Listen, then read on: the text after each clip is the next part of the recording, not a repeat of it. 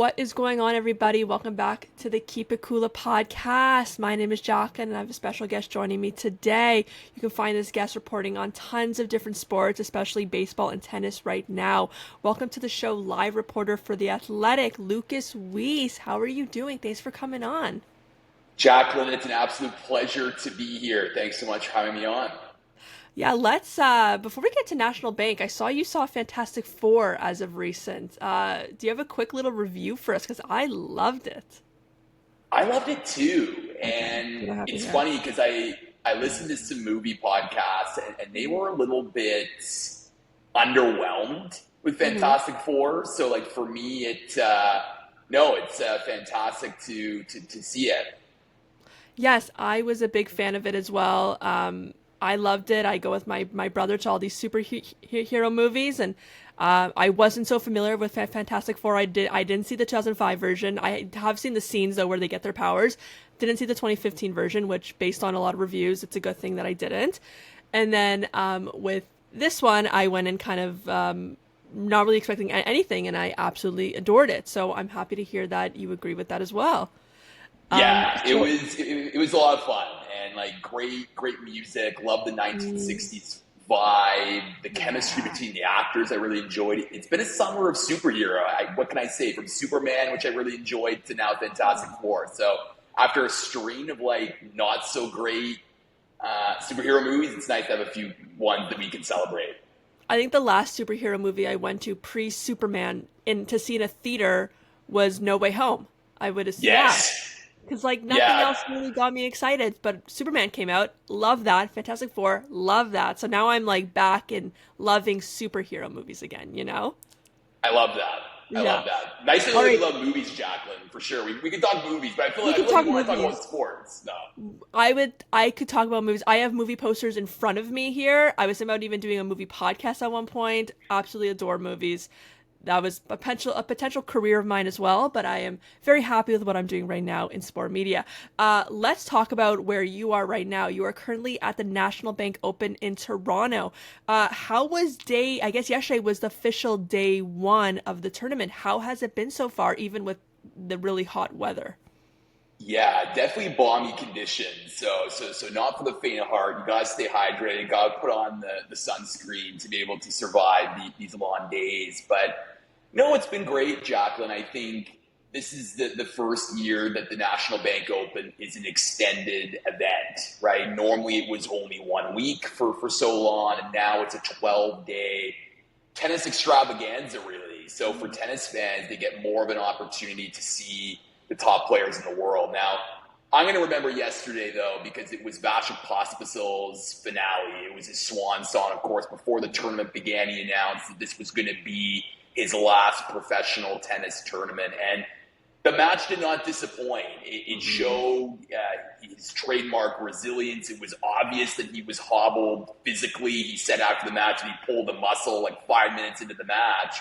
But he battled through and showcased, that perseverance, which we've come to know and love and appreciate about him for so long. And, look, tributes after your career, you never know how it's going to go, but you could tell with the tribute video and him having his friends, family, parents who've been with him every step of the way for what was a remarkable career. Wimbledon doubles champion, Davis Cup champion. He was a semifinalist here at the Canadian Open. But more importantly, just an ambassador for Canadian tennis, always willing to step up to wear that red and white here and around the world. So to have that opportunity for him to thank the fans and just to thank those around him who've been there every step of the way, it was a really special night for someone that, I've grown up knowing, and, he was one of my introductions to Canadian tennis. So definitely a special moment for him and for Canadian tennis fans. Yeah, it was quite emotional to watch. You can see himself. He's very emotional watching on the screen, and his parents and his family. How was the crowd reacting to that as well? Were they able to give him the proper honoring of last night? And did you see some tears maybe or some emotions going on with some fans in the crowd there? Yeah, well, I mean, throughout the match, they were just willing him on. They wanted to see more tennis. And it's funny because in the second set, he's down a break, and you're thinking, oh, he already lost the first set. Are we inching towards the finish line here? But Pospisil started to hit more freely, something that he didn't do a lot throughout his career. I always thought if he just let it rip, you can get, that natural power. And he certainly showed that with nothing to lose. And you could see the crowd was really egging him on with loud cheers and applause. And then during, the ceremony after, a lot of fans stayed. They were on their feet. I saw a big thank you Vasek sign, at the far end of the court. So, yeah, just someone that has always been a fan favorite, Jacqueline, and just a great opportunity for those fans in attendance to be able to say thank you, because he's been such a steward for Canadian tennis for so long. And look, every retirement's different. Not everyone likes to do the big ceremony. And even Vasek said, after that, he's more of, a more reserved person, but he wanted to do this for his family. He wanted to do it for those who had been there every step of the way. So the fact that he got to do that made it extra special. This is your 5th time covering National Bank Open with The Athletic. Do you notice a difference in this year over the past years? I know last year was a little bit different because it was the Olympic season. Is there a different energy going on in Toronto? Is there something that we're missing, considering Sinner, Djokovic, and Alcaraz are all not playing? What is the, I guess the best word to describe it is the vibe going on at the National Bank Open right now compared to the previous years? Well, it's only been a couple days, but even yesterday, like the vibes were great around the grounds. I always like to walk around several times throughout the day just to get a temperature of, what the fans are interested in, what's happening. And you can see people were, enjoying the food and beverage. They're walking around, they're in their summer attire, and they're just having a great time. I was really impressed, though. So there's this young Brazilian phenom named Joao Fonseca. He's 18 years old. Him. You know him. You've done your research, Jack. But I hope the listeners know him, because he will become a star shortly. Continue. Yeah, no question. He's definitely one of these players. Like, you got to pencil his name in for being one of these guys to watch, because he has such a pure game. He hits the ball so cleanly when you watch him up close practicing. But it was quite the scene. So I went to his practice court a few minutes before he was supposed to get there. And there was just a sea, if you will, of fans.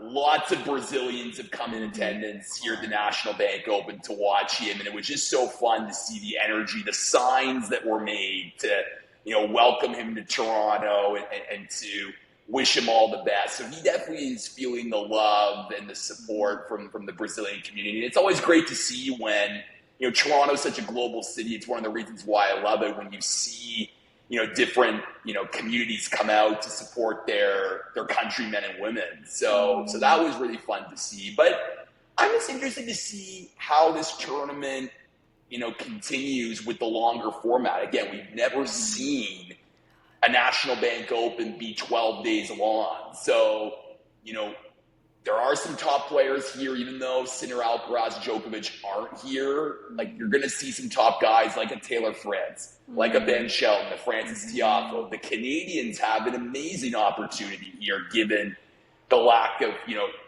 peak top players here, to maybe make a deep run. So I feel like early on we're off to a great start here, Jacqueline. We're going to see, as the week goes into next week too, of course, all next week's matches are night session, which is going to add an extra aura to the importance. So I'm excited. I can't wait to see some great tennis here in Toronto.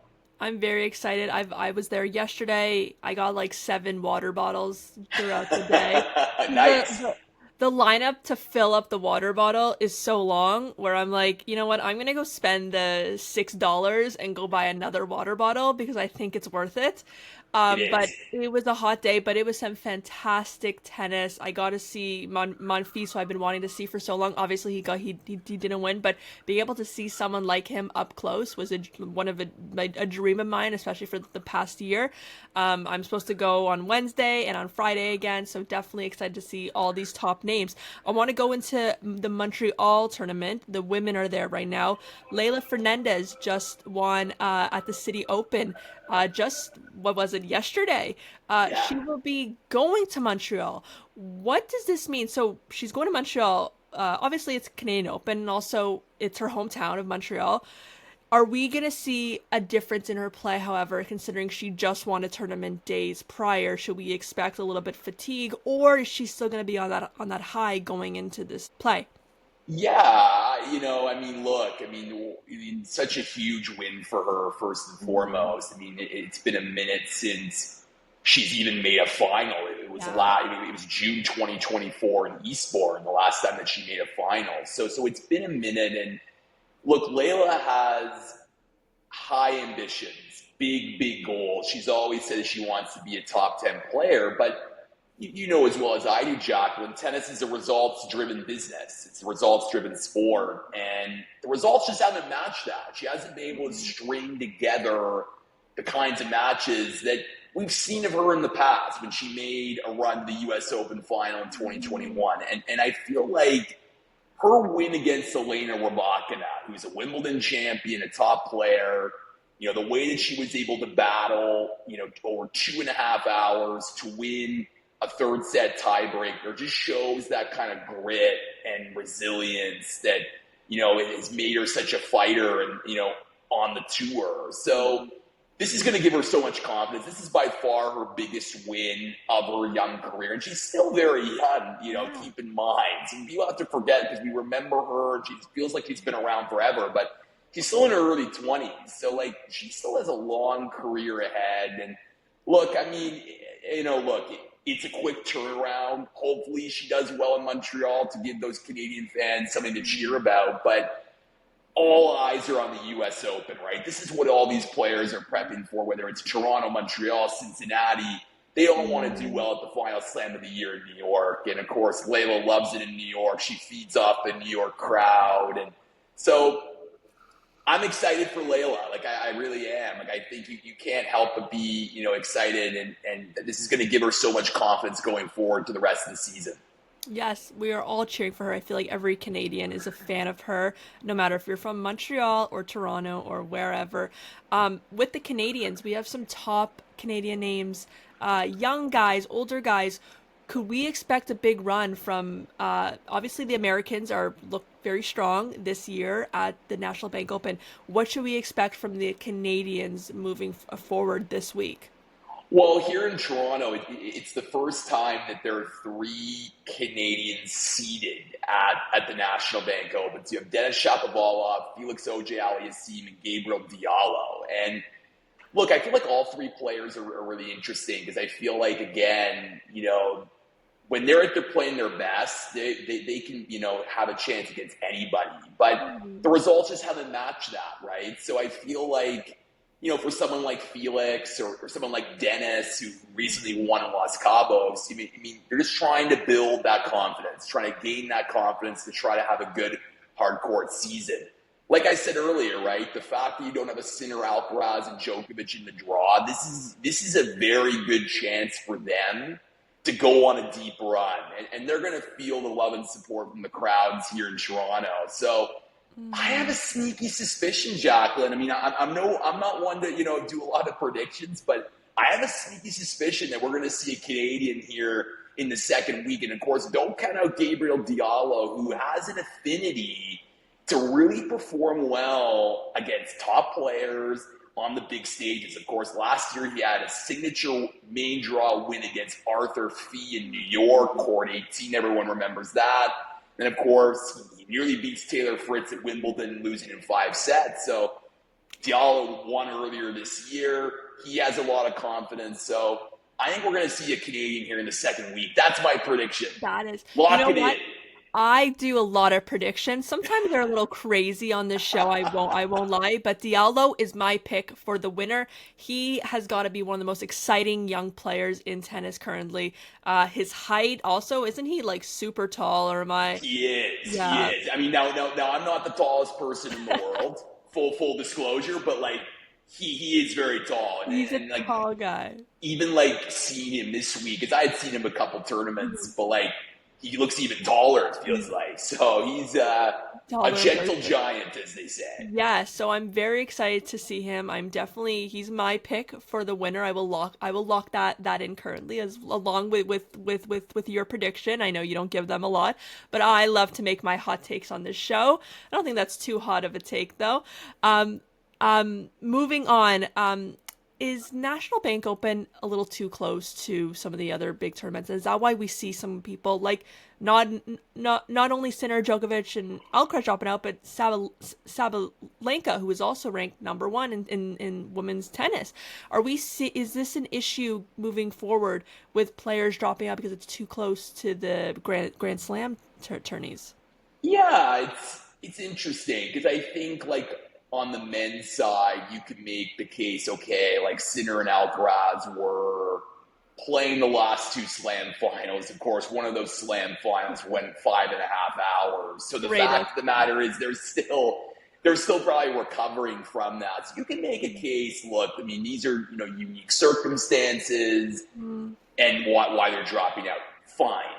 But I think you're right, Jacqueline. Like at the end of the day, to go 2 weeks from Wimbledon, which is on grass, automatically shifting to the hard courts, that's a lot to ask for players. Because normally, back when the tournament was 1 week, you would do 3 weeks in between. So like that would give you more time to rest, recover before beginning that North American hardcourt swing. So I think it's unfortunately a negative consequence of the 12-day tournament, right? Like as much as the 12-day tournament, gives more opportunity for fans to come, at the end of the day, if you're not seeing Sinner, Alcaraz, Djokovic, players of that caliber come here, it hurts the tournament, right? And same with Sabalenka. Now, I know in Montreal, Coco Gauff, who's the French mhm. Open champion, is there. Swiatek, who just won Wimbledon, is there. So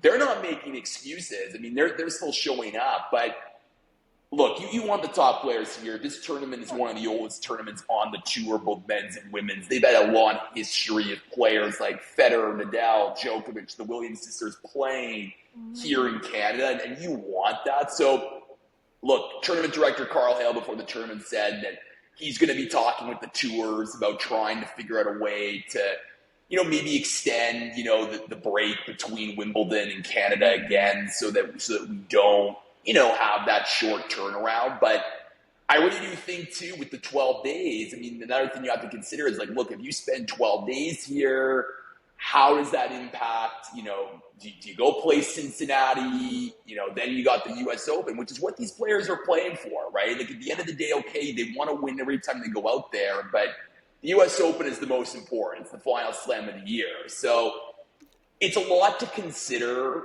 but I hope that the tours recognize what the Canadian Open represents. It is a Masters 1000. It's a WTA 1000. This is one of the top events on the tour. And they should prioritize those events rather than forcing players to play other events because the season is so long, right? It's such a long season. We're at, the finish, almost the finish line. So you want to make sure that these players can play these top events. So hopefully that happens in the future. Yeah, a lot of players have complained also just of how grueling this tour is, and we see it, right? We see them playing, there's a new tournament every week, right? So these guys and girls are exhausted, and as much as we would love to see them play here, I understand why, Djokovic, for example, who's nearing the end of his career, I would say, needs that break. But no question that we would love to see everyone here whenever we can. So hopefully the tour can figure something out and allow everyone to be able to play in their tournaments, but also allow a bit of a break. I want to move on to some Jays. I know you haven't been locked in too much on the Jays, considering National Bank Open has happened, but the Jays have had a great weekend in Detroit, winning 2 of the 3. Yesterday, I missed the game live, but I watched it when I got home, made sure to catch everything. Max Scherzer had an absolutely fantastic game, 11 strikeouts, only 3 hits in 7 innings. Should we feel confident about Scherzer moving into the playoffs when the playoffs do come in the next couple of months? I'm going to say yes. Mm-hmm. And to me, the fact is, that's a performance yesterday that you want to see from Max Scherzer in the biggest games possible. And I just think when you have someone with his pedigree, this is a gamer. This is a guy that's won a World Series before, and he always raises his level in the biggest moments. That's what you want. Now, is he going to be a starter? Is he going to come in maybe, 5th, 6th inning? Who knows? I mean, it's still, a lot to be determined, of course. I'd love to see the Blue Jays, go after starting pitching at the trade deadline because I feel like that's their biggest area of improvement. But I'm a big Max Scherzer guy. I just think he brings a lot of swagger to that clubhouse. I mean, you always see him, in the dugout talking and motivating his teammates. So you can't put a price tag on that. And when he goes out and pitches like he did yesterday, that's why you made that gamble in the offseason, despite all the injury risk, because he brings that championship experience. Definitely. I loved seeing him play. Obviously, the Jays could not pull it off. The bullpen needs some work, obviously, Definitely. as we've seen. With the trade deadline coming up, are you looking for that starting pitcher, or would you rather work on the relief pitchers and our closers and whatnot instead?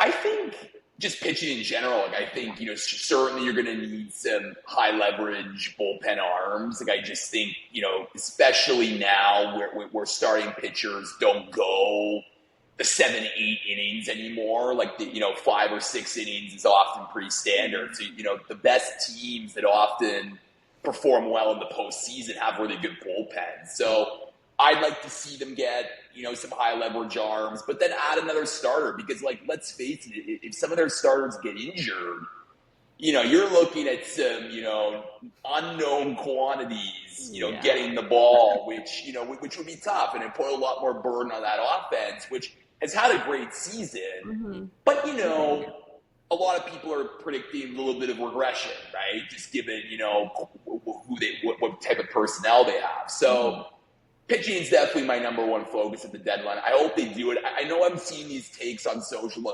let's not do a whole lot. Let's keep it like it is. Yeah. I disagree with that. You're always trying to improve your team, and you can't just, ride whatever this is, even though there's a lot of great vibes, and I want the great vibes to continue.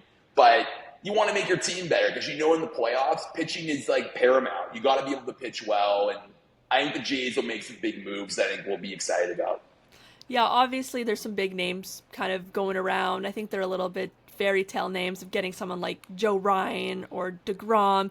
But if the Jays do not end up getting a starting pitcher, would you be comfortable with having Kevin Gausman as our number one pitcher, as our ace, considering, especially with that game that he had on Saturday, throwing 10 strikeouts and only 1 hit? Yes. I'm a big Kevin Gausman guy. I love his personality, and he just has such a calmness up there. And I feel like, maybe are his numbers as good as previous years? No, but I think when it comes to the postseason, he'll find a way to lock in. And look, Jacqueline, this core, this era hasn't won a playoff game, let alone playoff series. So I'm just going to take any success you can. Let's just get a playoff game under our belt, and then we'll go from there. Anything we can do, but the vibes are so high. A lot of people at the National Bank Open, I'm seeing Jays jerseys and Jays hats. Everyone's repping their Jays gear right now, which is fantastic to see. I hope to see a World Series this season. This is the first year that I felt actually confident in them winning. Even the 2015 days and the 2021 days, this is the most confident I feel, and also the most fun I've had watching this team. Yeah, I mean, it definitely, exudes a lot of memories from 2015 and 2016 for me. Because even with 2015, it was really the post-trade deadline surge. Like after we Mm. got David Price and Troy Tulowitzki, that's when the magic of this team really started to take shape. But now it's happening so early. Like there is so much baseball left to be I played, and know, you I know, know. so it's just going to be such an exciting summer. And I just think when the Jays are doing well, the city is just alive in Toronto. Everyone just feels a lot more happier. And this is a cross country team, right? So you really feel like the whole country is supporting them. And you're absolutely right when you say like they're such a fun team. Like I love their resilience. We've talked a lot about resilience on this pod about tennis players. No deficit seems too big for them to overcome. Like No. I always feel like, okay, they're down a run, who cares? They're down 3 runs, who cares? Yeah. They'll still have a chance to win this game. So I think it's really fascinating for sure.